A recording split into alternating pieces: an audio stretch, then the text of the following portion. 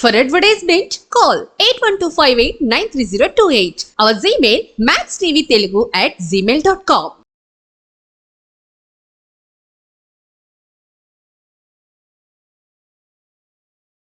నమస్తే, welcome to Max TV. This is Padmavathi. ఈరోజు మనతో పాటు శ్రీనివాస్ రెడ్డి గారు ఉన్నారు. అండ్ ఆయన మ్యూచువల్ ఫండ్ డిస్ట్రిబ్యూటర్. ఆయనతో మాట్లాడి అసలు ఏది బెటర్ అంటారు, ఏవేవి తీసుకోవడం వల్ల మన మనీ ఇంకొంచెం సెక్యూర్గా ఉంటుందంటారు, ఇవన్నీ కూడా తెలుసుకునే ప్రయత్నం చేద్దాం. పూర్తి వీడియో చూసేసేయండి. నమస్తే సార్. నమస్తే అండి. సార్, మిగతా వాటికి మ్యూచువల్ ఫండ్స్కి మధ్య డిఫరెన్స్ ఏంటి? అసలు మ్యూచువల్ ఫండ్స్లో మనీని సేవ్ చేస్తే కనుక వచ్చే బెనిఫిట్స్ ఏంటి అసలు? యాక్చువల్గా మ్యూచువల్ ఫండ్లో ఇన్వెస్ట్మెంట్ అనేది మీరు మినిమం 500 రూపీస్ నుంచి మంత్లీ ఇన్వెస్ట్ చేయొచ్చు. ఇవాళ రేపు ఎల్ఐసి మ్యూచువల్ ఫండ్ నుంచి మంత్లీ డైలీ ఎస్ఐపి కూడా వస్తుంది. సిస్టమేటిక్ ఇన్వెస్ట్మెంట్ ప్లాన్ అంటాం. ఎట్లా ఉంటుంది అంటే ఇదంతా కూడా సపోజ్ మన దగ్గర ట్రెడిషనల్ ఇన్వెస్ట్మెంట్స్ వచ్చేప్పటికి ఇన్సూరెన్స్ ప్లాన్, తర్వాత ఆడపిల్లలు ఉన్నారు అంటే సుకన్య సమృద్ధి లాంటి స్కీమ్స్ ఉన్నాయి. అట్లాగంటే పోస్ట్ ఆఫీస్లో మంత్లీ ఇన్కమ్ స్కీమ్స్ కానీ ఆర్డీస్ కానీ ఇవన్నిట్లో మనం రెగ్యులర్గా ఇన్వెస్ట్ చేసుకుంటూ వెళ్తాం. లేదా గోల్డ్ స్కీమ్స్. గోల్డ్ యావరేజ్గా లాస్ట్ 40 years రిటర్న్ చూసుకుంటే కనుక దగ్గర దగ్గర యావరేజ్ 10% ఉంది. కొన్ని సందర్భాల్లో 30%, 40% ఇచ్చిన ఇయర్స్ ఉన్నాయి. కొన్ని సందర్భాల్లో కొంత స్పాన్ వరకు అసలు రిటర్న్ లేకుండా ఫ్లాట్గా ఉన్న రోజులు ఉన్నాయి. కొన్ని ఏరియాల్లో మైనస్లో కూడా ఉన్న ఏరియా ఉంది.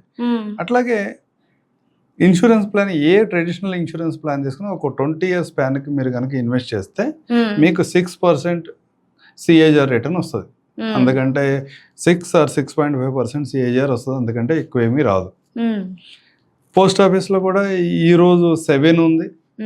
ఇవాళ ఫెడ్ ఇంట్రెస్ట్ రేట్లు డౌన్ కట్ చేసిన తర్వాత మన బ్యాంకర్స్ కూడా, మన ఆర్బీఐ కూడా ఇంట్రెస్ట్ రేట్స్ డౌన్ చేస్తుంది. నెక్స్ట్ 3 monthsలో బ్యాంక్ ఇంట్రెస్ట్ కానీ, ఆర్డీస్ మీద కానీ, సుకన్య సమృద్ధి మీద కానీ ఇప్పుడు ఇచ్చే ఇంట్రెస్ట్ రేట్స్ అనేవి కూడా రివ్యూ జరుగుతూ ఉంటుంది.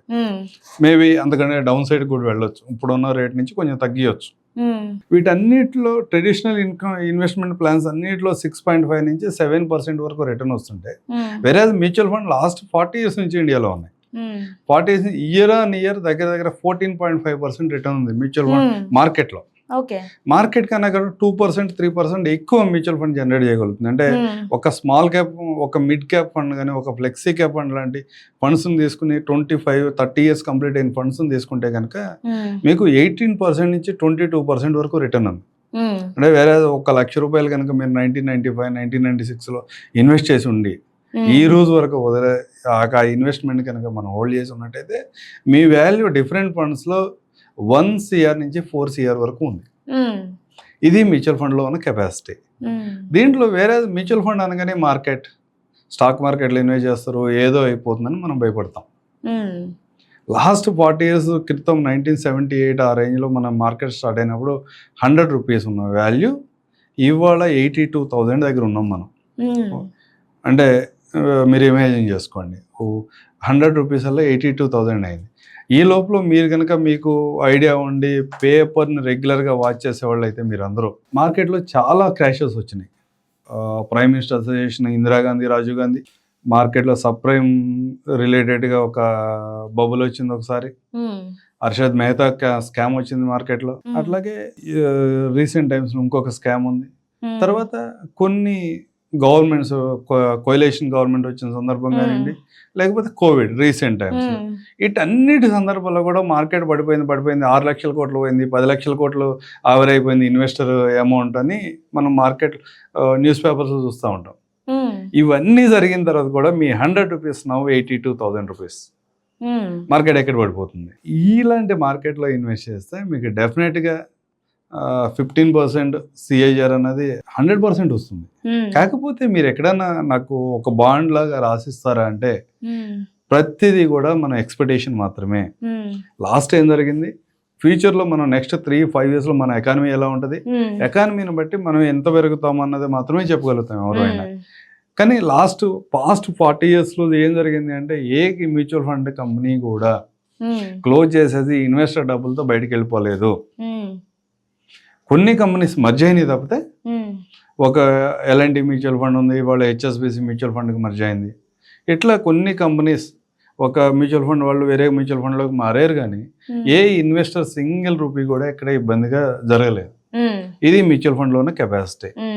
వేరే చిన్న చిన్న ఇన్వెస్టర్లు నెలకు 500 ఇన్వెస్ట్ చేస్తా, 5,000 ఇన్వెస్ట్ చేస్తా, 2,000 ఇన్వెస్ట్ చేస్తా, ఈరోజు స్టార్ట్ చేసాం బాగానే ఉంది. వేరే నేను ఒక 5 years తర్వాత 2 years తర్వాత నేను ఒక 20 years టర్మ్ పెట్టుకుని 20 yearsలో నాకు ఎంత రిటర్న్ రావాలి అనే ఉద్దేశంతో నేను స్టార్ట్ చేశాను. కానీ ఒక 1 year తర్వాత 6 months తర్వాత లేకపోతే నెక్స్ట్ మంత్ ఆన్వర్డ్స్ నేను అది కంటిన్యూ చేయలేకపోయి నా మనీ పరిస్థితి ఏంటి, నా 500 లేకపోతే 10,000 రూపీస్ లేకపోతే 1 lakh ఇన్వెస్ట్ చేసి నా 1 lakh పరిస్థితి. నీ 1 lakh ఏదైతే ఉందో అది సర్టెన్ అసెట్స్లో ఇన్వెస్ట్మెంట్ అయ్యి ఉంది. నీ 500 రూపీస్ కానీ 1 lakh కానీ 50,000 కానీ 10,000 కానీ సర్టెన్ అసెట్స్లో ఇన్వెస్ట్మెంట్ అయ్యి ఉంది. ఆ ఇన్వెస్ట్మెంట్ వాల్యూ డైలీ మారుతూ ఉంటుంది. As a mutual fund advisor మేము 13% 13 to 15% ప్రొజెక్షన్ ఇస్తాం మ్యూచువల్ ఫండ్స్. 15% అంటే మీ ఇన్వెస్ట్మెంట్ ఈ రోజు ఇన్వెస్ట్మెంట్ చేసిన ఇన్వెస్ట్మెంట్ ఎవ్రీ 5 yearsకి డబుల్ అవుతుంది. సపోజ్ ఒక 1 lakh ఈరోజు ఇన్వెస్ట్ చేస్తే నెక్స్ట్ 5 years తర్వాత 2 lakhs అవుతుంది, తర్వాత 5 years తర్వాత 4 lakhs అవుతుంది, 15th yearకి 8 lakhs అవుతుంది, 20 yearsకి 16 lakhs అవుతుందని మేము ప్రొజెక్షన్ ఇస్తున్నాం.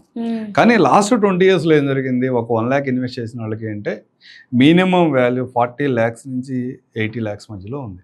ఇది మ్యూచువల్ ఫండ్లో ఉన్న కెపాసిటీ. అంటే సపోజ్ ఏదైనా కమిట్మెంట్తో ఒక 10,000 స్టార్ట్ చేద్దాం అనుకున్న వాళ్ళు ఏం చేస్తారంటే, మన మెంటాలిటీ ఎలా ఉంటుందంటే 10,000 అంటే కష్టం లేదు, రేపు ఎప్పుడైనా ఇబ్బంది వస్తే కంటిన్యూ చేయలేకపోతే నాకు ఏదో అయిపోతుంది, ఒక 1,000 రూపాయలు స్టార్ట్ చేద్దాం అనుకుంటారు. 1,000 రూపాయలతో స్టార్ట్ చేస్తారు, గుడ్. కానీ మిగతా 9,000 ఏం చేస్తారు? జొమాటో ఉంది, స్విగ్గీ ఉంది, అమెజాన్ ఉంది, ఫ్లిప్కార్ట్ ఉంది. వీటన్నిటిలోకి వెళ్ళిన తర్వాత అవి ఏమన్నా రిటర్న్ జనరేట్ చేయగలుగుతాయా? రిటర్న్ జనరేట్ చేయలేవు.